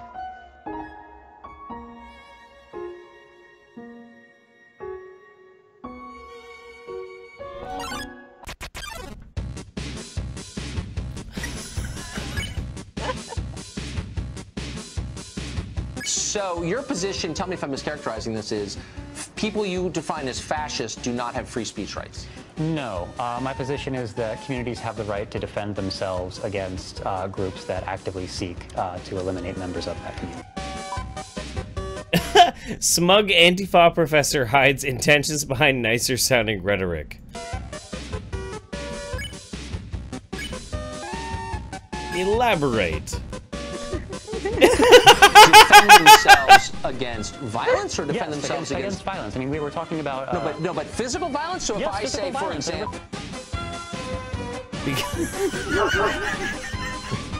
talking about a history, a group that has a history of not hate crimes. Yeah, no, we're not. Are we going to pretend like we're suddenly in this ahistorical world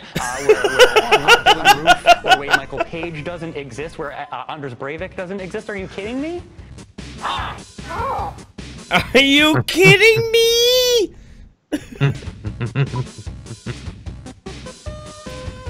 Smug Antifa professor decides that past actions of others justifies illegal violent behavior towards different people.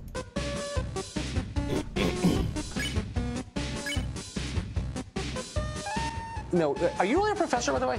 What? Oh, God. That fucking neck, dude. So here's the question, though.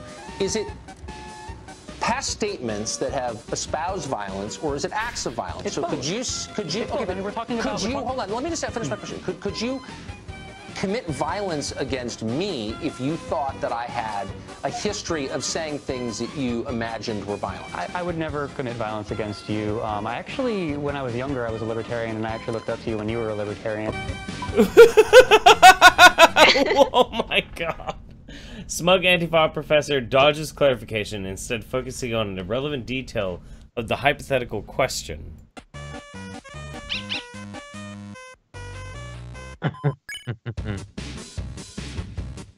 Okay, but let's take me out of this. Okay. Let's just, I want to know, like, the concept of self-defense is a legal concept, but it's also got, like, a long history and tradition in common law. So the idea is if I'm hitting you, if I strike you physically, if I physically commit violence against you, you have a right to commit violence back in order to protect yourself or your property. Sure. But you're seeming to say that anybody who has espoused ideas that have at some point in history led to violence can be the subject of violence from you. You're not saying that? No, I'm not saying that. What I'm saying is that I believe it is the right for communities to get together to assess what is a threat to them and to defend themselves against that threat. Smug Antifa professor gives nebulous answer that sounds nice, but actually gives moms the ability to violently attack anyone they want. This is a masterful, masterful way in which they actually describe what's going on with this Tucker Carlson, like, interview. This is incredible. Absolutely incredible. Yeah, definitely. And he, you know, he does videos on things like dog whistling and how, like, Antifa or SJWs are really liberal. You know, it's just a good, solid channel. If you haven't subscribed, you should definitely check it out. Absolutely. Absolutely. Well done. Well done. Yeah. Well done, PSA Stitch. Precisely what we were looking for. It's wonderful. Yeah. But no, I honestly, like, when I saw this link and I'm like, oh, I've heard of that guy before, and I checked this channel out and I'm like, yeah. I'd like to see this content. I think I found out about him. I think he may have done a guest video for Sargon at one point or something. Probably. Lucky this is him. right. Yeah, because I think I found out about Woz Lee at the same time, who's another channel that I really like. Oh, I love Woz Lee. God, we have to he's get Woz. He's a friend of the show. He'll be on at some point. We got to get Woz on, man. We got to get so long as he can get his animation rig working for the thing, because honestly, I want our two screens with that, like, yellow head bouncing. Are you really sure about that?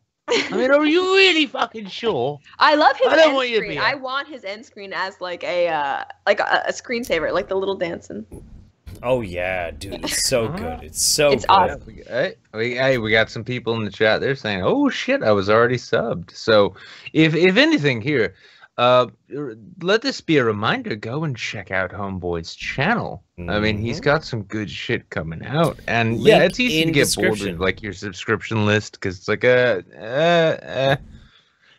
you can tell though, Homeboy here puts some effort into what he's doing. It's worthwhile. Sweet, absolutely.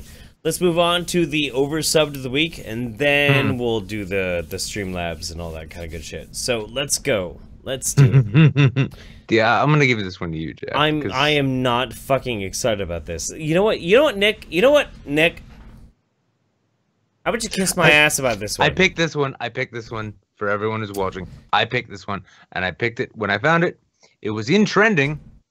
Well, the channel was trending. So if that gives you any here's the thing, like, yeah, we can go all day about how YouTube and Google are promoting regressive values and all this bad shit, right? But I mean, there does come a line, because it's one thing to promote shitty fucking political values that maybe you and I don't disagree with. It's another thing when you're promoting a channel which actively and aggressively promotes abject horse shit, which is genuinely fucking bad for humanity. And play. Dr. Tenpenny, let's talk about vaccines a little bit. Oh, God. Good topic. How many hours do we have to cover this one? I know for a fact that my kids right now got a lot more than I did when I was their age. Are these safe? No. Now, real quick. So this channel itself is. My head's about to fucking explode. This channel is known as ihealthtube.com. Now, it's great because he's probably clearly got that website going. But what we have here is somebody who. I've looked over some of his videos. He never actually comes outright and says he's anti-vax and vaccines cause autism and all that shit. But he does just enough to let you know that's exactly where he is. And this motherfucker, Jeff. I mean, how many subscribers does this guy have? If I looked last time, I'm gonna check right now, real quick. Yeah, please, because my soul needs to die just a little bit more. Oh no, it's okay, Please. dude. Like, the important thing is that, like, my soul dies too, because ultimately, I mean, for one thing, the undersubbed had more subs than I do, but this motherfucker. This sad, doughy, anti-vax. I don't know. Maybe they're pumping mercury and aluminum into our kids for fun. Just tell me. Just fucking tell me. 241,000 subscribers. Oh wow! There are 241,000 people who think this insipid, doughy, Ted Cruz looking motherfucker is the one to be giving you medical advice, because he puts the words health and let's talk about the age of there for a second, because that really is a big deal, because parents will say, well, I don't remember getting a lot of vaccines when I was a kid, and the truth of the matter is irrelevant. As recently as 1985, so anyone born before 1985 only had 3 vaccines. There was DPT, which is diphtheria, tetanus, pertussis, MMR, which is measles, rubella, and measles, mumps, and rubella, and polio. That was it. There were 3 vaccines. It's almost like diseases evolve and require more aggressive treatment in order to inoculate you again. I mean, I don't know. I'm not a doctor like these two fuckers. I'm getting really pissed off at this. I know, that's why I chose it. And there's multiple doses of all 16 of those. So the difference is that back then, if you added up all those vaccine antigens, like MMR is 3 vaccine antigens with 1 shot. DPT is 3 vaccine antigens in 1 shot. Polio actually has 3 viruses in it, so it's really 3 viruses in 1 shot. Well, each one of those individual viruses are called antigens. And if you added up all the sum total of antigens that children got before 1985, if they got all of those vaccines, they got 33 vaccine antigens. I'm so irritated by this. I just don't understand what the link would be to autism. Like, I mean, or just I just don't understand. Here's the thing: retarded people think that their children are autistic, and they need something to blame other than their own shitty upbringing. So, and also, you don't get all of those shots as a baby, right? You get them like in stages. So it's not like you're giving your baby 500 shots, right? You get the boosters so it's not like unless you would develop autism like by the time you're 13, it's not all of them that are. I just don't understand. Even if you did, like if all of these fucking vaccines like came on like at your most vulnerable state, at the most young point in your immunology, like, okay, fuck, oh my god damn, this is driving me fucking crazy. You're okay. Bring it, Jeff. Bring it. Come on, let it happen. We have decades upon decades upon decades of quantifiable studies that we have noticed that people who did not vaccinate their kids and their kids ended up with autism. They had autism, they did not get the fucking vaccines. If these vaccines caused autism, how is it that these kids that never got vaccinated get autism? How does that fucking work? Instead, you have these people conflating, and this is the thing that drives me so fucking crazy. It doesn't just like correlate to anti-vax, doesn't correlate to like GMO. It correlates also to like race realism and fucking genetic disparities. All these things that people don't understand. These are arbitrarily stated numbers based on loose correlative data from people who are pseudoscientists who know just enough of their actual studies, that just enough to like tool and twist things into something that sounds compelling. They latch onto people's fear. They latch onto people's ability to point at a reason why things went backwards in their lives.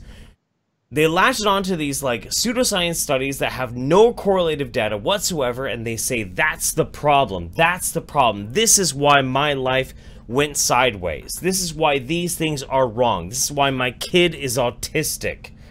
But none of it actually has any actual proof. There's no evidence for it. There's no nothing for it. In fact, there's evidence quite to the contrary.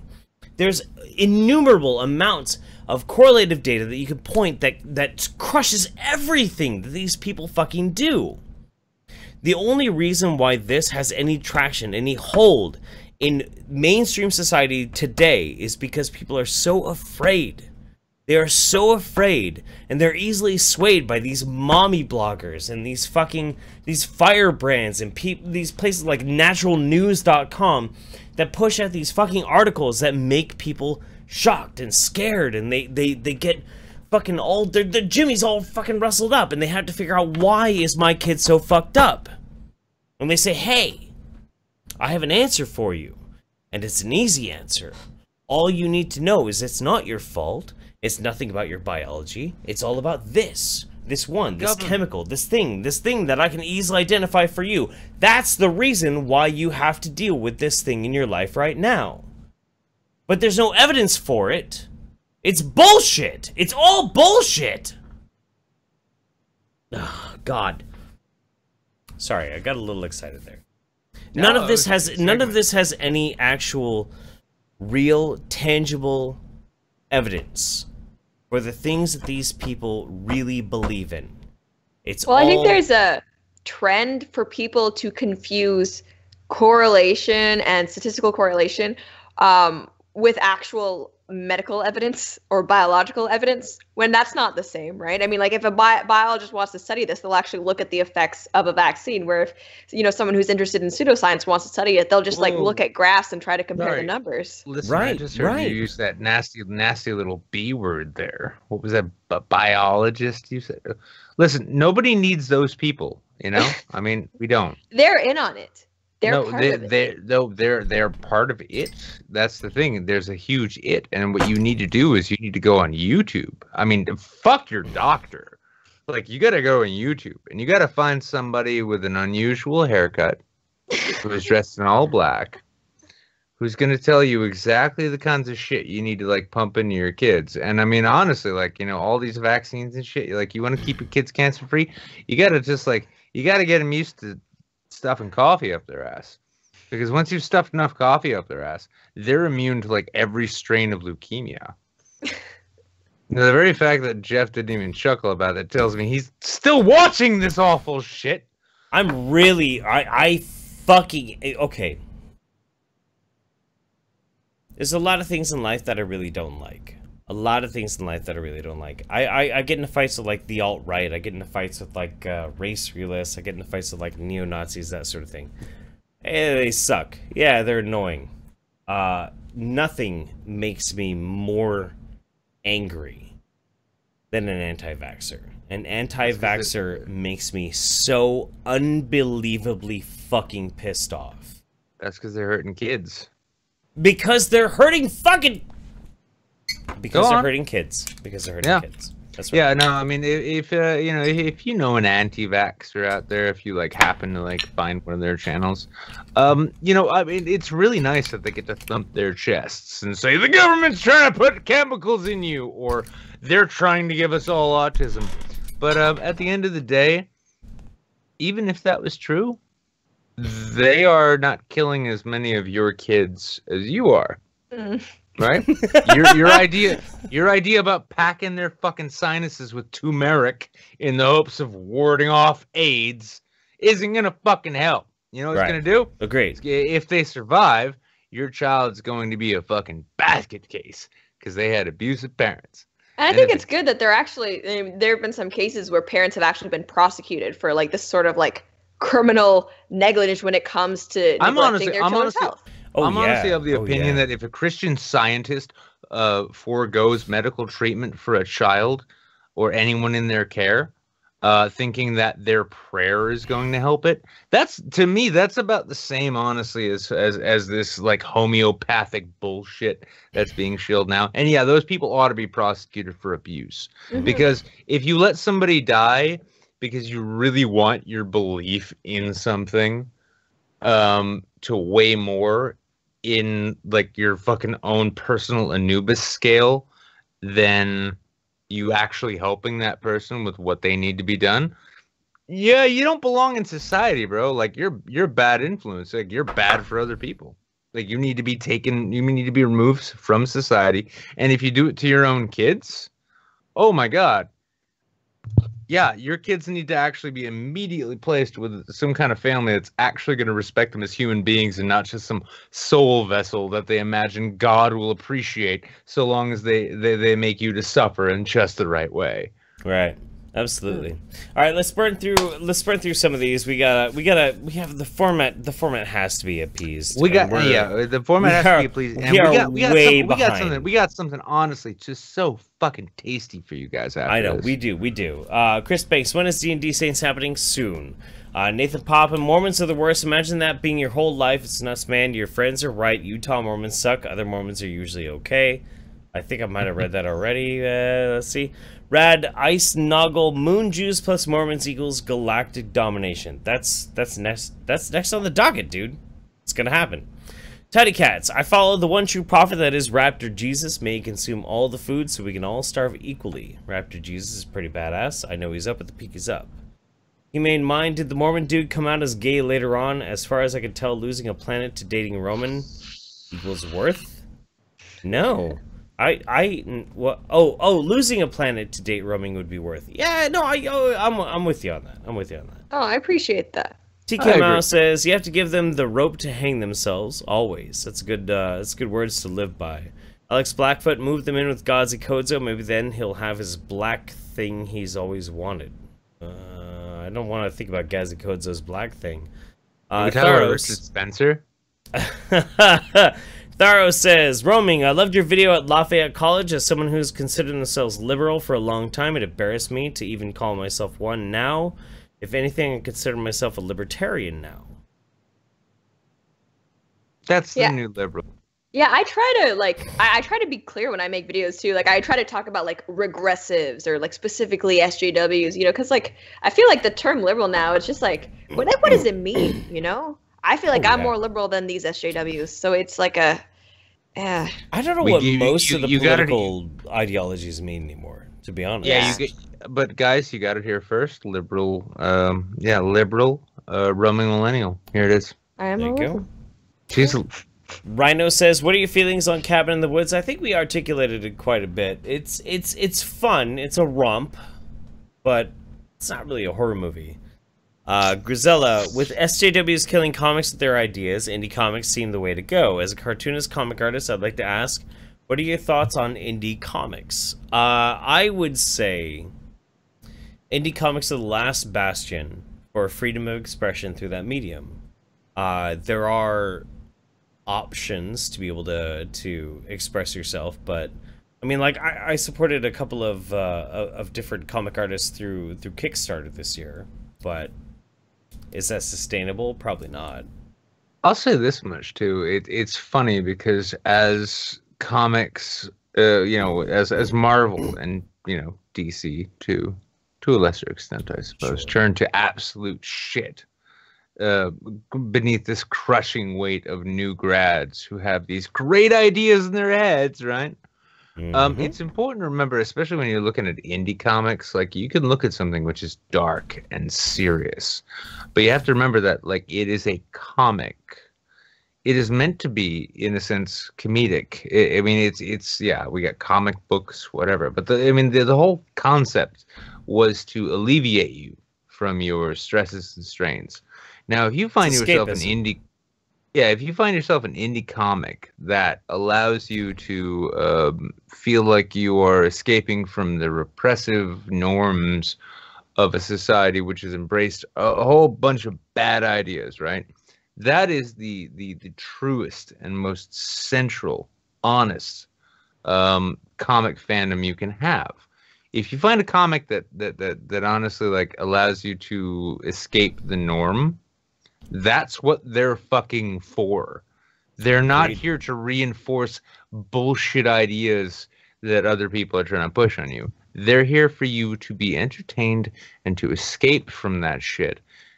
And in the case of that, you know what? I mean, if that's the direction indie comics are going, fucking praise Odin and all that shit. Sure. Because what's going to end up happening is that when that becomes a market, guess who's going to come knocking? Marvel. Neverfull says, Roaming gets a guess at PSA Stitch as undersubbed. This is a good start to my day. Vernaculus says, Stone Cold Steve Autism. Thanks for that, Vernaculus. Thanks for that. We love you, buddy. Seretic Coochie, man, I wish these anti-vaxxers would get it through their thick heads that it's cloud people who are causing autism. I mean, I've been bouncing on my boy's vaccinated dick for 6 years and I ain't autistic yet. Bush did 9/11. Goddamn right. Goddamn fucking right. Let's. We gotta get him back on. God damn it. God fucking damn it. Jesus Christ. All right, yeah, you guys go ahead and smash one if you want to see internet comment etiquette Eric back.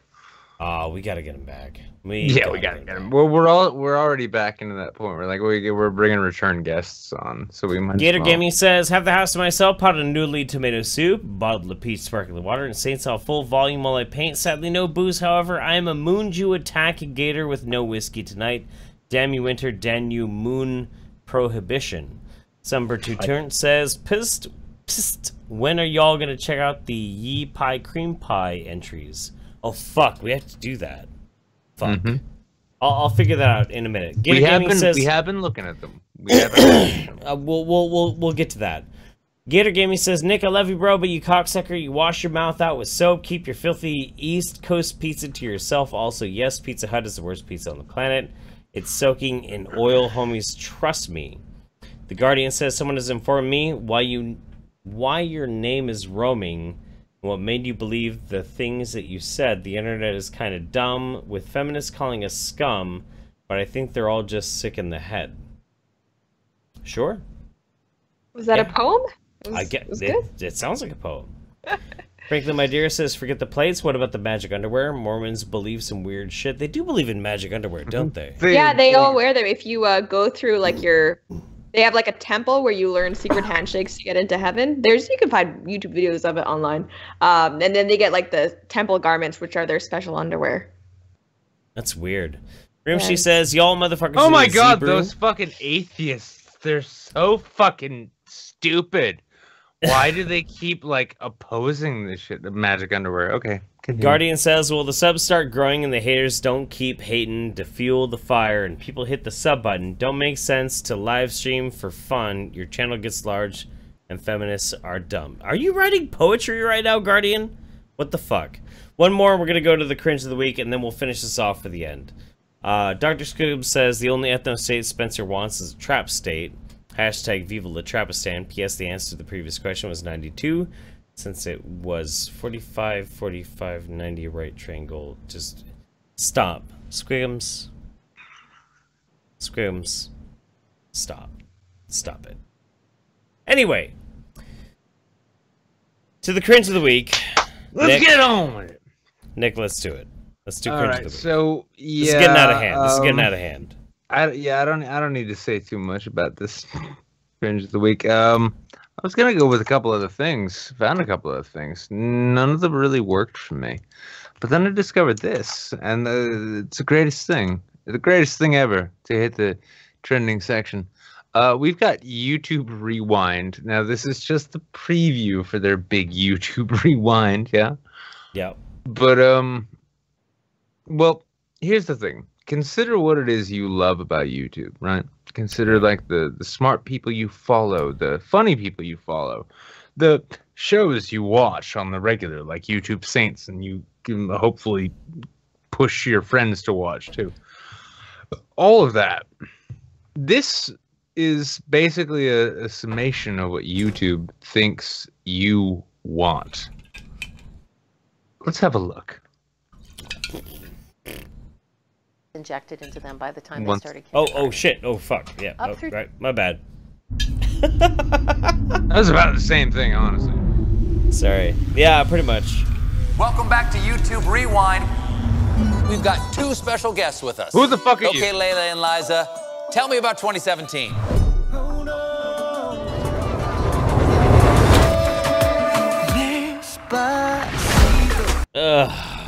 This is why I regret locking my pistol up. Why do I recognize nobody? Oh no, don't worry. No, listen. Just watch some more of the video and you'll find you recognize nobody at all. Yep.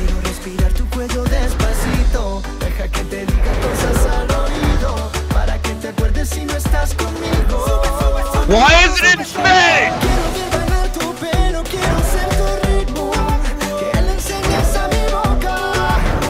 So PewDiePie had an interesting commentary on this. He said there was something like 1,000 to 2,000 people who have over 1 million subs on YouTube at this point. It's huge. Oh. That is huge. That is huge. So having people that are over 1 million subs, it's kind of going to be very obvious that there's going to be a lot of people that you don't see. But also, over the past like 5 years, the YouTube Rewind, it's been kind of a joke that most people don't know who is in the YouTube Rewind. It's kind of a joke. They kind of took it almost seems like they picked that up and ran with it. Yeah. How many Viners can we spot here? Right.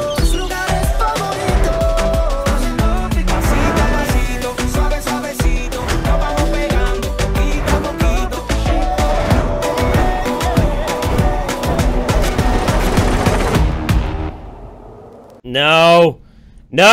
Oh no. Why KSI? Why did they get Rucka Rucka Ali instead of KSI?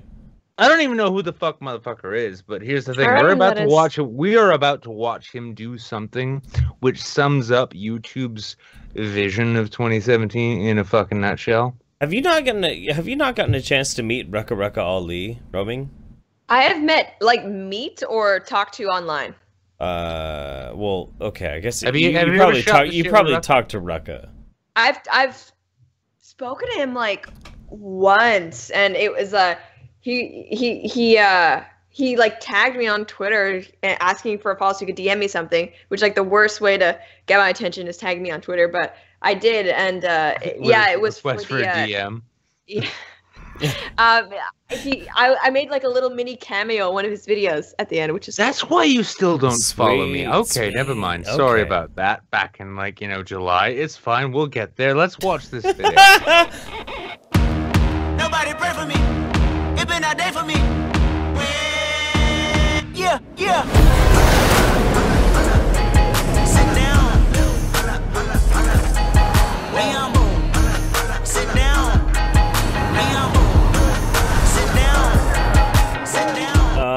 They get the. Oh, it's Salt Bay. Sprinkles. Oh my God! I just put a hole in my wall. Oops. Thank you, Salt Bay. Did you really? Don't ask me questions. You don't want the answers I to. see. I see. But yeah, the YouTube rewind happened. It was awful. It was terrible. It was totally terrible. Basically, if nothing else, it seems as though YouTube rewind, and we've watched a mammoth 1 minute and 13 seconds now. It's like, hey, do you remember 2017? Remember what sucked about it? Oh, let me remind you real quick. Fidget spinners, Salt Bay, Despacito. Yeah, Yeah. Despacito. I mean, and You know what's funny it's wonderful. too? This is what you know though, is like you know it's bad because your mind, you just went through 3 of them, and tell me your didn't mind just cut you off at that point. You're like, nope, not remembering any more of this. Yeah, Nope. it's like PTSD. Like you block it out. Like I don't want to know. But I still I don't know any of those YouTubers. That's the point. They're the ones Nobody YouTube does. thinks you need to Nobody be watching. does. Look at these 3 dudes. I like to live on YouTube. 4 days ago, PewDiePie released a video called "Why I'm Not in the YouTube Rewind," and it was the #1 trending video, and the #2 trending video was the YouTube Rewind. It's fine, no big deal, Squad fam. I'm not in the YouTube Rewind. I'm just gonna be a #1 trending. Fuck Real you. quick, now in the chat there, Leah Francis just said that Jack Septiceye turned YouTube Rewind down. Now, could this be also could it be that like YouTube? Hi, Susan. Hey, Susan. Susan, do you see us yet? Hey, real quick. Do you think maybe like the only reason you got what is effectively, as we would call in our world, the YouTube version of Beta Cuck Fedora Tippers? Because no one who makes content worth a shit wanted to be part of your fucking terrible fucking memorial video. It's pretty much just like a free. It's a YouTube ad, an ad for YouTube. Yeah. Oh yeah. Yeah. Oh yeah. Absolutely. Featuring unlikable people who you don't want to watch. It's like, hey, come watch our platform. It's like, hey, we're like Hulu in 2012. Check us out. Huh? All right, Really? so over on Streamlabs, T came out with a little bit of a tip. This is bad as Crackle original. Yeah, no, like programming. we're fucking done with this shit, dude. We're done with this. Robert Hurst says, "Free beers on me if you guys ever visit Vancouver. Cheers to you 3. Thanks for all the hard work. Love you, buddy. We will be up in Vancouver sometime soon." Guardian says the stream should be titled "Jeff reads Smash Mouth poetry without knowing it." I don't want to talk about it. It's not. Why do you gotta remind me that I'm not allowed in Canada, Jeff? I'm not the one who's reminding you. I'm just remembering, fine, but I need to like offset that blame, so continue. Fine. Unfiltered Christian says, "My friend wants me to become internet famous so I can introduce him to roaming someday. Roaming, any advice? Hashtag internet wingman. Also, sorry, Jeff, for botching your quote on Twitter." Okay. I'm a very bad reason to become internet famous. I'm also not single, but I feel like internet fame is best achieved by becoming memeable these days. So if your friend knows how to do that, be remind trending. him he doesn't be have trending. a chance. Be trending. Yeah. Also still not single. Ideological Limbo says, "Trad waifu pillows when I will accept 5% of sales or 10 complimentary pillows. Moon Jewing." Praise the format. Oh no, Did that's you guys not see about that you. That's not about Sargon's you. offering Sargon has pillows of his? Yeah, like his I've art. noticed that. I want one. I want one. I want a Strangely Sargon enough. pillow too. Yeah, Right? dude, I'm so into it. I'm so into this idea. It's so good. Frankly, my dear says, "Jeff, oh god damn, frankly, tipped us out $100. Jeff, you need another shot, preferably a death shot. I have it right here, my friend. Nick, you should be encouraging him to make more bad decisions. Roaming House Stark over House Martell. Love you all and hope you all have a great holiday season." Do you think House Stark is better than House Martell? Wait, House Stark? Fuck. In House Can we- Martell in the book or in the because House Martell in the TV show is awful. House Martell in the books is really cool. Yeah, but I've read them and they're still not House Stark. I think House Stark is overrated. I don't know. I'm not into Jon Snow. I'm just not into Jon Snow. Jon Snow. Oh, fuck. Well, yeah, but that's not the heir to House Stark, and you know it. Because Jon Snow was actually House Targaryen. Because he's actually Targaryen working legs privilege oh, here. God. Yes, like, but Bran doesn't. Bran's a three-eyed raven now, so that doesn't even that's not even a thing. He has his new thing going on. He doesn't. Do you have any idea how many royal houses have had bastards that were born of some slave child because like so and so couldn't actually like make it work? But you just make it Jon happen. is king of the north, so it's different now. Oh my God, I hate fucking taking death shots. Holy shit. Oh my God. Okay, so Satanic News Network says, by the way, guys, did you know that Knox County is running for... this later. Did you know that Knox County is running for Kane of Hell in the Cell? Also, will someone find a Scottish redhead for me, please? No, alright, I'll show myself out. Alright, fair enough.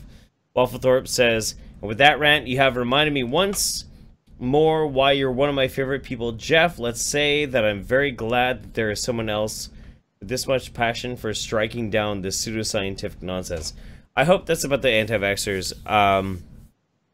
I am a bit of a mess tonight, but I hope my fury with anti-vaxxers translates well. We'll see. We'll see. Maybe I'll look back on this like in 2 days and I'll be like, oh my God, what the fuck did I just do? Yep. But that's about it. That's it. That's it. We did our cringe of the week. That's the whole show? That's the whole show. That's the whole show. Oh. We did our cringe of the week. We got through all of our Streamlabs, all of our super chats, all of you amazing, lovely people. I lost my shit there for for a while, didn't I? Oh, they loved it. They loved it. Listen, I mean, like, listen, do you think there is any draw for me outside of when I lose my shit and go on a tangent? No, of course not. So, Jeff, you did fine. We have been your YouTube saints. Vaccinate your fucking children! Yeah. True. No, I mean, like, do avoid your children contracting commonly avoidable diseases whenever you can. But in the meantime, if you're like, well, I mean, you know, if you haven't bred, right? Please make sure to catch us midweek over on Twitch. Midweek Saints. It's kind of a good show. Have a good time. But in the meantime, I've been Wizard of Cause. This has been Jeff Holiday. We've got Roaming Millennial, who for some reason thinks House Martell is worth respecting. It's fine. We'll get into that later in the afternoon. The legend. Good night. Millennial. Good night. Good night. Kiss my ass.